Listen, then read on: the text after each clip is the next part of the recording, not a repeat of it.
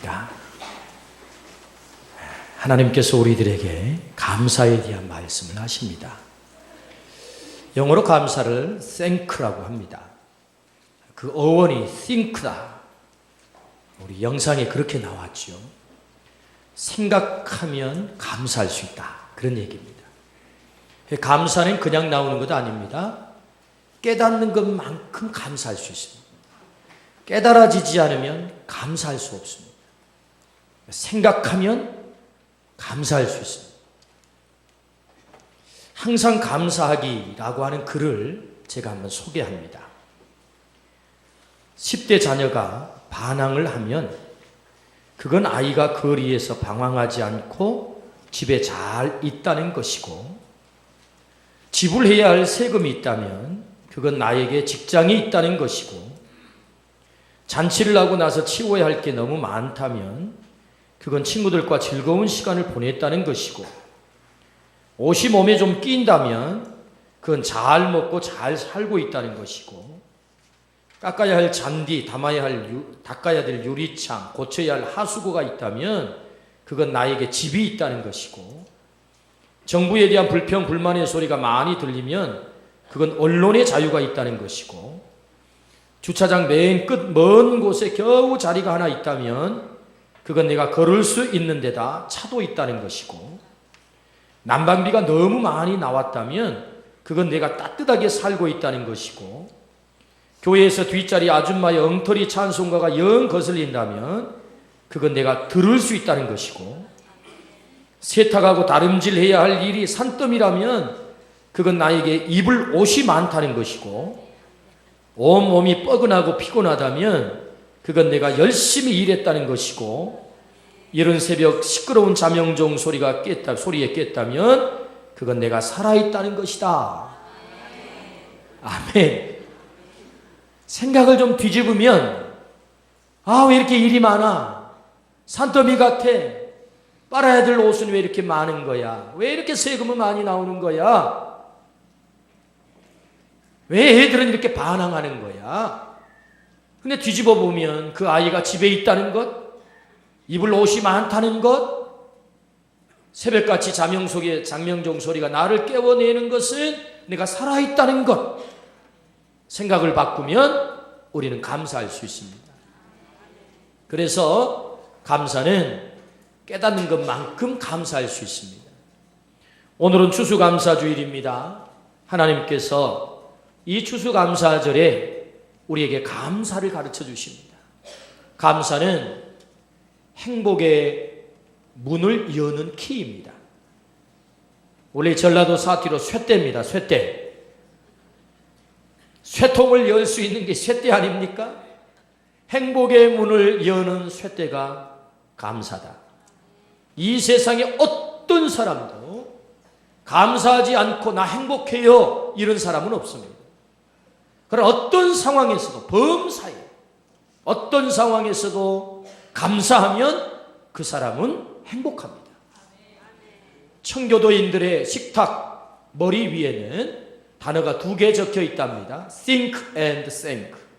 생각하라, 그리고 감사하라. 생각하면 감사할 수 있습니다.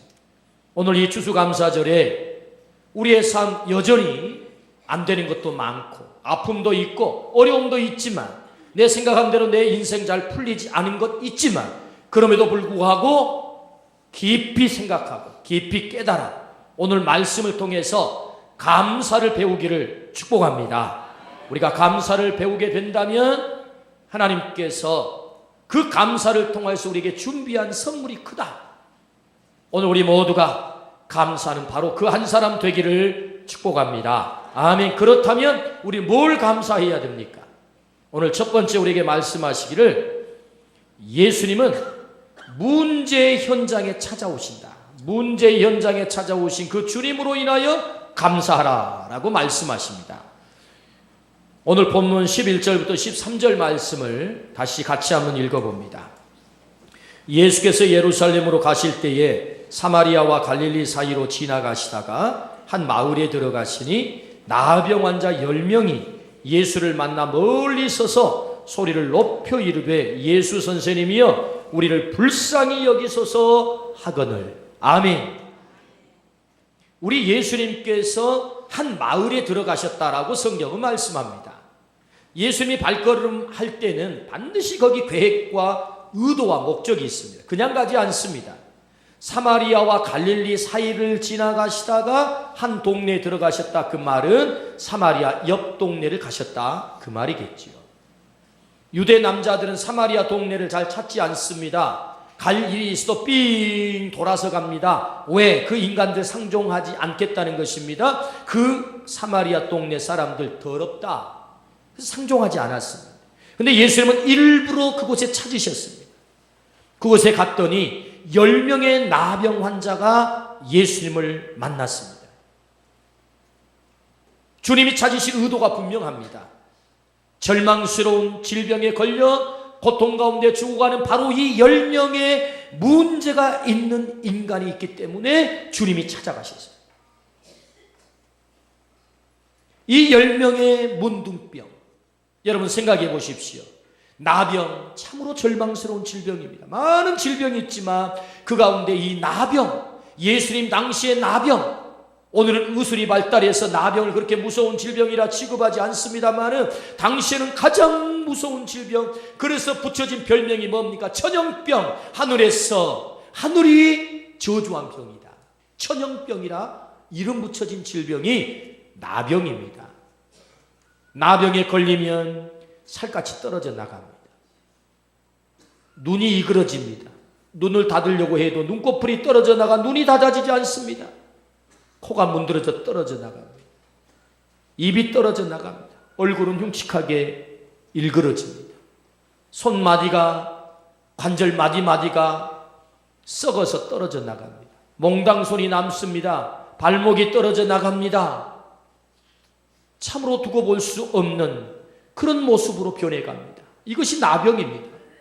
전염성이 있습니다. 사람들은 그를 격리시킵니다. 함께 살 수 없습니다. 심지어 사랑하는 가족마저도, 부모마저도 함께 살 수 없어 그를 내쳐야 되는 것입니다. 절대적 고독 속에 눈물을 흘려야 될 병.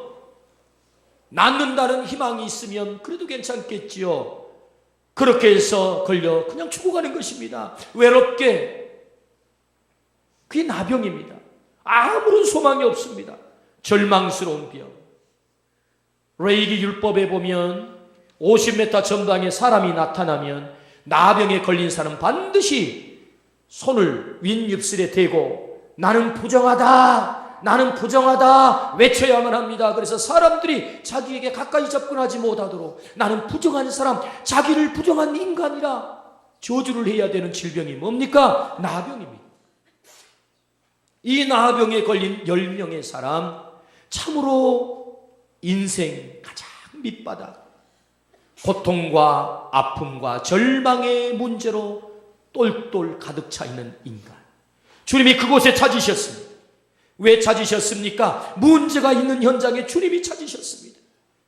그 문제를 해결하기 위해서 이 10명의 나병 환자 주님을 만나 결국 자신에게 있는 그 모든 절망스러운 문제들이 해결된 줄로 믿습니다. 주님은 오늘 또 문제가 있는 곳에 찾으십니다.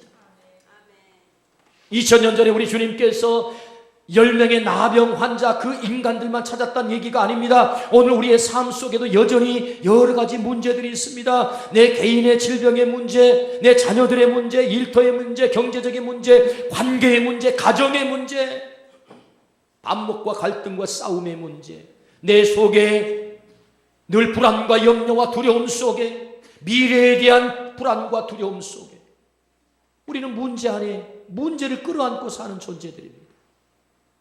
우리가 문제가 있습니다. 그 문제의 현장에 오늘 또 주님은 찾아오신다라고 말씀을 하십니다. 왜? 주님이 우리를 해결하기 위해서, 그 고통의 문제를 해결하기 위해서 오늘 또 여전히 똑같이 주님이 우리에게 오십니다. 성경에 문제가 있는 현장에 주님께서 찾아가십니다. 슬퍼 눈물을 흘리는 마르다와 마리아가 있습니다. 사랑하는 오빠를 잃었습니다. 상실의 문제, 얼마나 고통스럽습니까?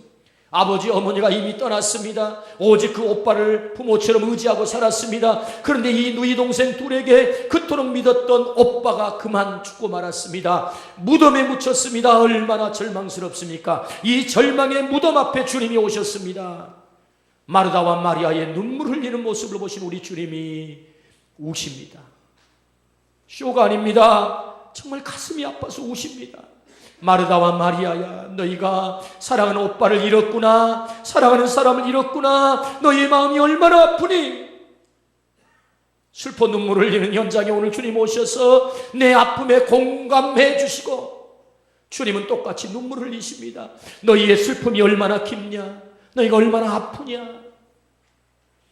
주님은 우리들처럼 발만 동동 구르고 사랑하는 사람의 그 아픔의 문제를 해결하지 못할 뿐이 아니라 그 문제 무덤 앞에 서셔서 우리 주님이 명령하십니다. 나사로야 나오너라. 문제의 원인을 근본적으로 해결해 버리실 주님, 그 명령 앞에 죽은 나사로가 벌떡 일어나 저벅저벅 걸어 나온 줄로 믿습니다. 나사로가 살아났습니다. 그들의 문제가 해결됐다는 말이죠. 슬퍼 눈물 짓는 현장 주님이 가셨습니다. 문제가 해결이 됐습니다. 오늘 또 우리의 삶의 현장에 주님께서 오십니다. 쇠고랑을 채워서 집에 거하지도 못하게 만들고 시체들만 누워있는 무덤 한복판에서 살아가는 거라사인 광인이 있습니다. 미친 사람, 귀신에 사로잡혀 온전치 못한 인간성 상실한 채 무덤 사이에 자신의 몸을 돌멩이로 자학하며 자해하며 살아갈 수밖에 없는 가련한 인간. 모든 사람이 그를 다 떠났습니다. 그는 홀로 무덤 싸게 거합니다. 그런데 주님이 그곳에 발걸음을 하셨습니다. 거라사인 광인이 있는 곳에. 왜? 문제가 있기 때문에.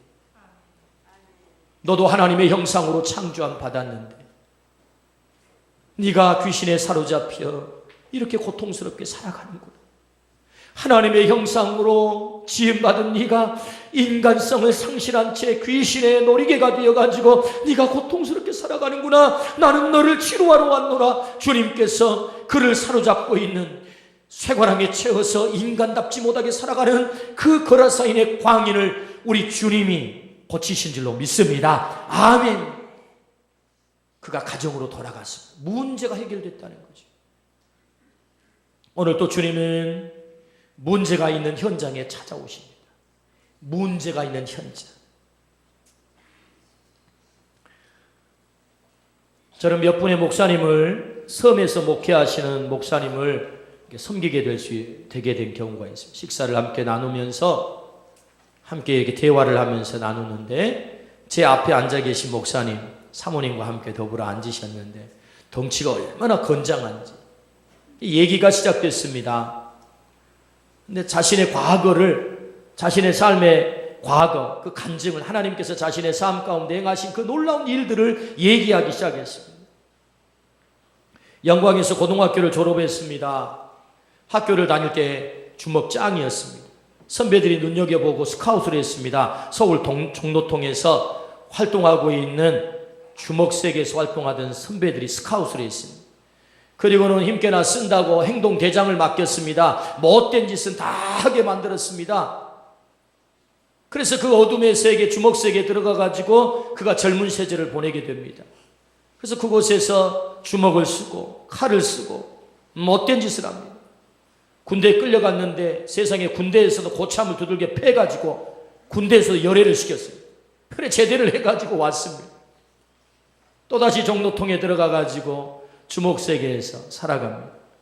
근데 아는 동생이 이 깡패를 끈질기게 찾아옵니다. 형님 거기 있으면 안 돼.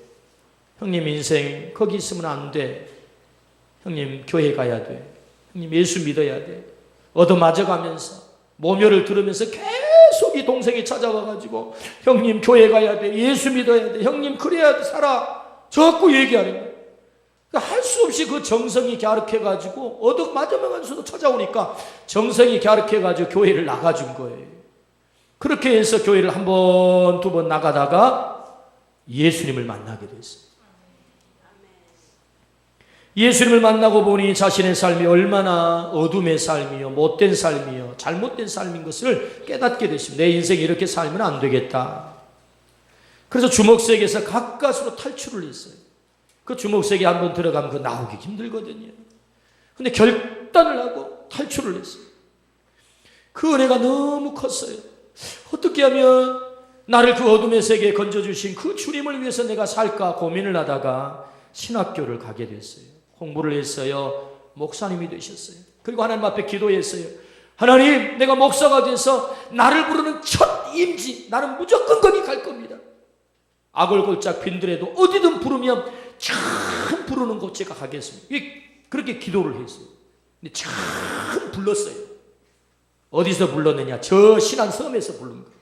교인 한 10명도 안 모이는 곳에서 부른 거예요. 좀 많이 모인 곳을 불렀으면 좋았을 텐데. 그래 간 거예요. 하나님과 약속을 했거든요. 나를 구원해 주시고 나를 이렇게 살려주시고 나를 변화시킨 그 주님을 위해서 살아야 되겠다. 10명도 채 모이지 않은 신안섬에 들어가가지고 목회를 시작했어요. 얼마나 힘들겠어요.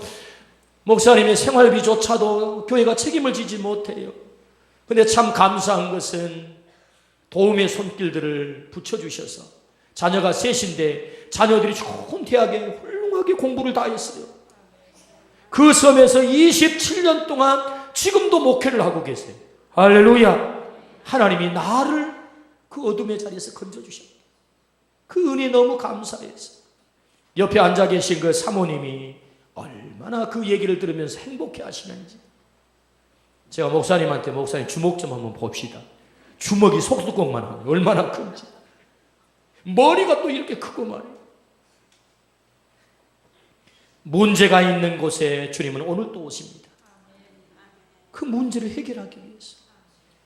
우리가 무엇을 감사해야 됩니까? 내 인생 여전히 문제 있지만 주님은 그 문제를 해결하시겠다고 말씀하십니다.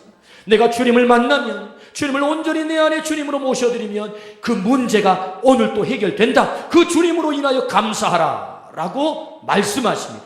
10명의 나병의 이 심각한 절망의 질병이 주님 만남으로 해결된 것처럼 오늘 우리가 그 주님으로 인하여서 문제를 해결하시는 주님으로 인하여서 감사하기를 축복합니다. 아멘. 두 번째, 무엇을 감사해야 됩니까? 치유하시는 주님으로 인하여 감사하라 말씀하십니다. 오늘 14절 말씀을 우리 한 목소리로 읽습니다. 보시고 이르시되 가서 제사장들에게 너희 몸을 보이라 하셨더니 그들이 가다가 깨끗함을 받은지라. 아멘. 깨끗함을 받았다. 불치의 나병, 질병이 깨끗이 고침을 받았어요.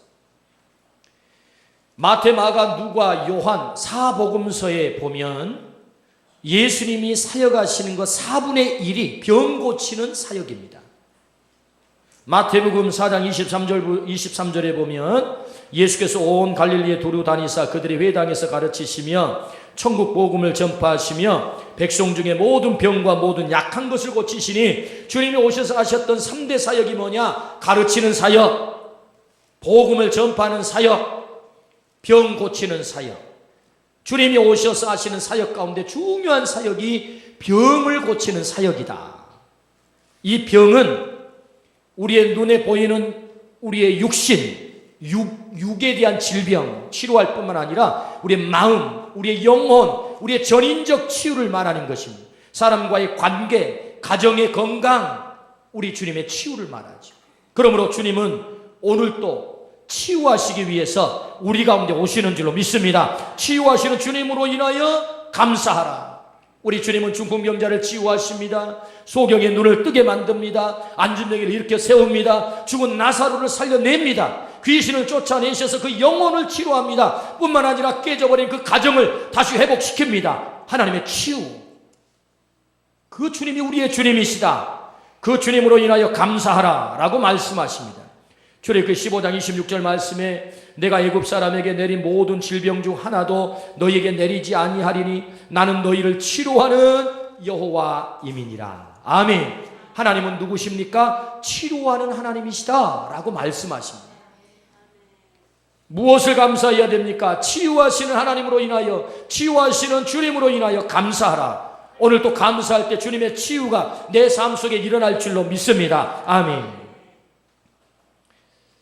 암을 앓고 계신 집사님이 있습니다. 이분은 제가 처음 만날 때는 사실 하나님을 안 믿었던 분입니다. 예수님을 안 믿었던 분입니다. 근데 동생이 믿음이 좋아요. 이 형님을 전도했어요.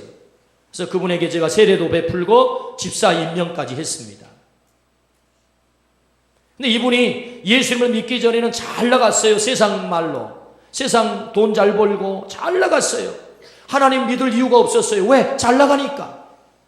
너무 잘 되니까. 돈도 잘 버니까. 부족한 것이 없었어요. 그런데 50 초반에 암이 걸렸어요. 그때 비로소 깨달았어요. 내 힘으로 안 되는 게 있구나.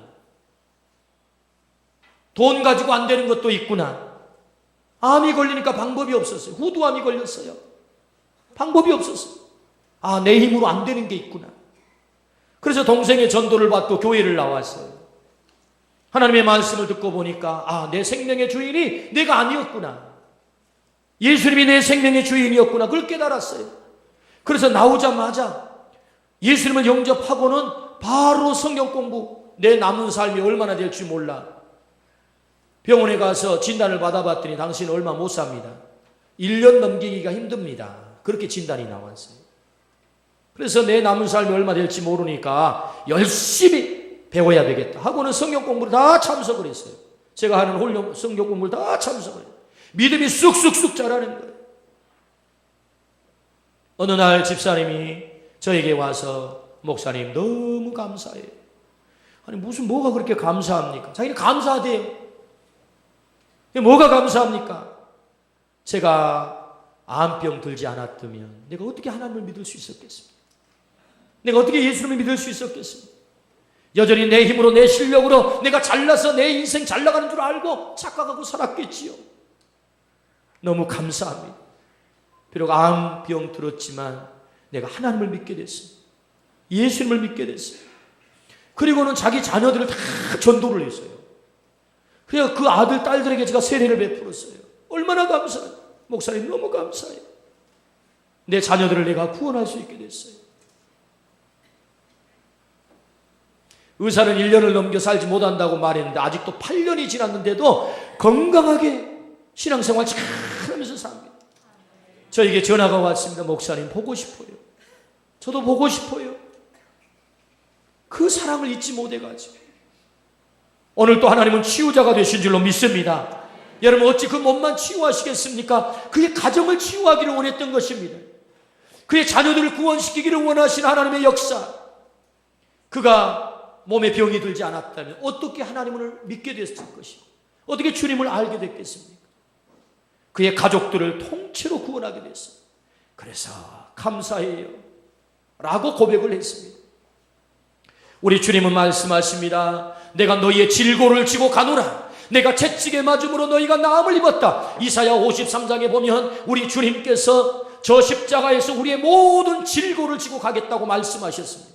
우리가 치유되는 것은 약을 잘 써서도 아닙니다. 좋은 의사 만나서도 아닙니다. 물론 약과 의사를 통해서 병원을 통해서 치유가 되지만 궁극적으로는 우리의 질고를 주님께서 가지고 가셨기 때문에 치료됐다라고 말씀하십니다. 내가 채찍에 맞음으로 너희가 나음을 입었다. 오늘 또 주님은 우리를 치유하기 위해서 십자가를 지시고 우리의 질고를 대신 당한 줄로 믿습니다. 주님이 치유자가 되세요.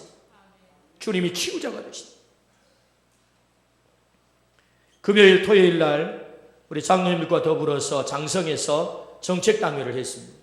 돌아오는 길에 두 팀으로 나눠가지고 족구를 했습니다. 내기 족구를 했습니다. 내기 내용이 뭔지는 밝힐 수 없습니다. 어느 팀이 이겼다고도 말할 수 없습니다. 진 팀은 또 속상하니까. 그런데 여러분, 저는 그 족구를 하고 나서 땀을 뻘뻘 흘리면서 장로님들과 정말 즐겁게 족구를 하고 나면서 너무 감사했어요. 뭐가 감사했냐? 제가 40 중반에 갑자기 무릎에 물이 찼습니다. 정형외과를 찾아갔더니 문흥 의사가, 의사 선생님 이름이 문흥입니다. 선생님 하신 말씀이, 목사님 다 사진을 찍고 엑스레이도 찍고 다 검사를 다 한 다음에, 목사님 퇴행성 관절이 왔습니다. 그 소리가 얼마나 절망스럽게 들리든지. 아니 나이 40 중반에 뛰기 좋아한 제가 퇴행성 관절이 왔대요. 그럼 어떻게 해야 돼요? 앞으로는 축구도 하지 말고 뛰어다니지도 말고 살살 걸어만 다니세요. 살살 걸어만 다니세요. 그리고 절대 무릎 꿇지 마세요. 제가 그때까지만 해도 신방을 가거나 기도할 때는 무릎을 꿇고 기도를 했어요. 무릎을 꿇지 마세요. 다시 회복이 잘 안 됩니까? 예. 이 연골이라고 하는 것은 망가지면 잘 회복이 안 됩니다. 참 그 얘기를 들으니까 얼마나 낙담이 되는지. 그런데 여러분, 제가 감사했던 이유가 뭔 줄 아십니까? 금년에도 전남로의 교회 대표 400m 계주 우리 교회 대표 선수로 제가 나갔어요. 30대 부목사들하고 뛰어가지고 제가 이겼어요. 팡팡 뛰어가지고. 퇴행성 관절이 오면 연골이 다시 재생이 안 돼서 다시 회복이 안 된다라고 의사는 말했지만 아니에요. 2시간 축구를 해도 여러분 지치지 않아요. 더 뛰지 못해가지고 안달이 나요. 뛰어다녀도 100m 달리기를 해도 우사인 볼트하고 불과 5초 차이도 안 나요. 세계에서 제일 빨리 달리는 번개사나이 우사인 볼트보다 5초 정도밖에 늦지도 않아요. 5초도 안 돼. 한 3초 차이나 날라나 4초 차이. 몇 초 차이 안 나요. 세계 제일 잘 달린 사람하고. 저는 그래서 너무 감사한 거예요. 이 의사는 연골이 이렇게 망가져버리면 이게 다시 회복이 안 된다고 하지만 왜 이렇게 건강해졌지? 왜 이렇게 뛰는데 아무 불편함 없지? 왜 이렇게 막 팡팡 뛰어도 괜찮지? 하나님이 치유하셨구나. 하나님은 오늘 또 치유하세요. 아멘입니까? 그 치유하신 하나님으로 인하여 감사하라. 마지막 세 번째, 우리가 왜 감사해야 됩니까? 왜? 문제 현장에 오셔서 그 문제를 해결하시는 주님으로 인하여 감사하라라고 말씀하시면서 왜 감사해야 됩니까? 오늘 17절부터 19절 말씀 같이 읽습니다. 예수께서 대답하여 이르시되 10사람이 다 깨끗함을 받지 아니하였느냐? 그 9은 어디 있느냐? 이 이방인 외에는 하나님께 영광을 돌리러 돌아온 자가 없느냐 하시고 그에게 이르시되 일어나 가라. 내 믿음이 너를 구원하였느니라 하시더라. 아멘. 10명이 고침을 받았습니다. 그런데 딱 한 사람만 예수님께 돌아와서 엎드려 예수님 감사합니다. 감사를 고백했습니다. 그러면 이 상황적으로 이 대화를 재구성해 보면 예수님께서 제사장에게 보여라. 제사장에게 보이라는 말은 당시에 나병 환자가 고침받았다고 하는 것은 제사장만 판정할 수 있어요. 제사장이 나았다 그러면 집에 돌아갈 수 있습니다. 그래 제사장이 보여라 이 말씀을 듣고 우리가 가다 보니까 진물이 사라지고 고름이 사라지고 그 나병 지긋지긋한 나병이 깨끗이 고침을 받았어요. 너무너무 감사해서 제가 그 9명의 사람들에게 이보게들 우리가 어떻게 제사장에 뛰어가는 것만 우리 할 일인가? 물론 그 일이 바쁜 일이고 가족을 다시 빨리 만나는 것이 정말 중요한 일이지만 그것보다 더 중요한 일은 우리를 고쳐주신 주님에게 가서 우리가 감사해야 되지 않겠나? 그랬더니 9명의 사람들이 무슨 소리? 내 용무가 바빠. 갈 길이 멀어. 빨리 가족 만나야지. 이 지긋지긋한 생활 빨리 끝장내야지 하고는 자기 볼일 보러 다 가버려요. 근데 이 한 사람은 갈 수가 없어요. 그래서 가던 길을 돌이켜 주님에게 뛰어와서 엎드려 지금 감사를 합니다. 주님 너무 감사합니다. 이 절망스러운 질병을 치료해 주셔서 감사합니다. 그러면 정상적인 대화가 진행이 된다면 주님이 뭐라고 말씀하시겠습니까? 고침을 받았구나. 일어나라. 이렇게 주님이 말씀하셔야 돼요. 그런데 엎드려 감사하자마자 주님이 하신 말씀 첫 마디가 뭡니까? 그 9은 어디 있느냐 이래요. 무슨 엉뚱한 말씀입니까 이게 지금? 상황에 맞는 얘기가 아니에요. 한 사람이 돌아와 엎드려 감사했어요. 이제 일어나라. 이제는 깨끗이 나았어. 다시는 그런 질병 들지 않을 거야. 이렇게 예수님이 말씀하셔야 되는데 그렇게 말하지 않고 대뜸 하시는 말씀이 그 아홉은 어디 있느냐 이렇게 말씀하는 거예요. 마치 기다리기라도 하셨듯. 그 아홉은 어디 있느냐? 감사를 잃어버린 아홉은, 감사하지 않는 아홉은 자기의 용무가 바빠서 자기가 가족을 만나는 것이 더 중요하다고 생각해서 떠나버린 그 아홉은 어디 있느냐? 왜 너만 혼자 왔냐? 우리 주님이 치하받으려고 그러는 것입니까? 생색을 내시고 있는 것입니까? 내가 너희들을 치료했는데 감히 나한테 감사 사례를 하지 않아? 이런 배운 낭독한 놈들, 이렇게 하기 위해서 주님이 찾는 것입니까? 아닙니다. 그 다음 대화를 보십시오. 내 믿음이 너를 구원했느니라. 주님이 9명을 찾는 이유, 감사를 잃어버린 사람들을 찾는 이유, 나는 너희에게 몸만 치료하기를 원치 않아. 너희의 몸뚱아리 내가 아무리 치료해도 70년 80년 그 몸뚱아리 가지고 살다가 죽어, 다 시체가 되다 썩어버려.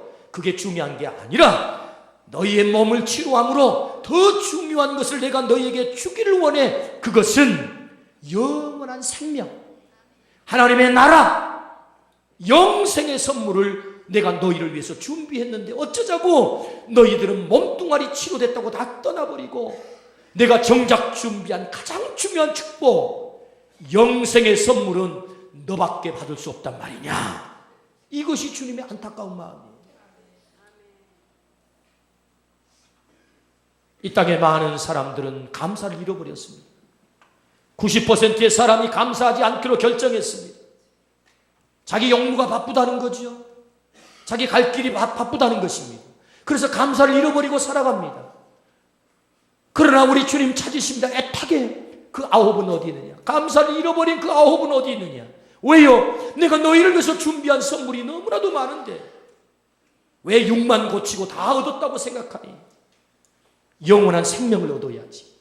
저 천국을 얻어야지. 영원한 하나님의 나라를 얻어야지. 내가 너희를 준비한 최고의 선물, 영생. 내 믿음이 너를 구원했느니라. 감사하는 자에게 우리 주님이 준비하신 선물, 이 영생의 선물, 오늘 우리 모두가 이 영생의 선물을 누리는 바로 그 한 사람, 감사의 사람이 되기를 축복합니다. 아멘. 주님이 그 한 사람을 찾습니다. 오늘 내가 바로 그 한 사람이 될 수 있다면, 감사의 사람. 주님은 나를 위해서 더 큰 선물과 더 큰 축복을 우리를 위해서 허락할 줄로 믿습니다. 아멘. 영국의 유명한 부흥사였던 스펄전 목사님은 이런 유명한 명언을 남기셨습니다. 별빛을 보고 감사하면 달빛을 주시고, 달빛을 보고 감사하면 햇빛을 주시고, 햇빛을 보고 감사하면 영원한 천국의 빛을 주신다. 아멘. 얼마 전에 미국의 유명한 흑인 토크쇼 여왕이라 이름 붙여진 오프라 윈프리, 그분을 좀 아십니까? 혹시 그분 얼굴이 좀 생각이 납니까? 별로 잘 못생겼거든요. 뚱뚱하고.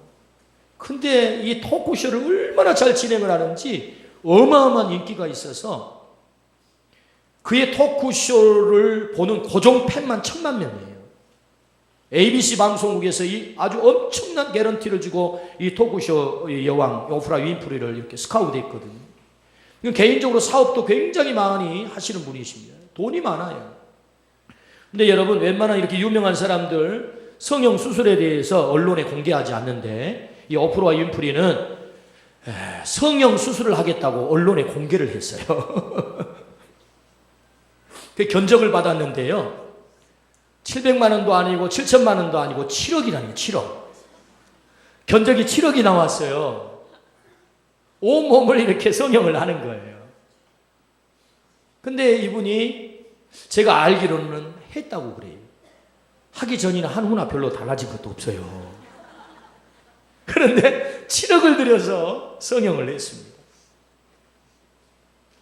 7억을 들여 성형하지 않고 오늘 여러분 살아가고 계신다면 감사하십시오. 7억을 들이지 않고도 내 두 눈으로 아름다운 세상을 보고 멋진 사람들과 만나 함께 차를 마시며 사랑하는 가족들과 더불어 행복하게 살아갈 수 있다면, 오늘 내가 두 다리로 걷고 이 아름다운 성전에서 예배할 수 있다면 우리에게는 감사할 제목이 너무 많습니다. 제가 아는 어떤 여자분이 혓바닥을 요만큼 내밀고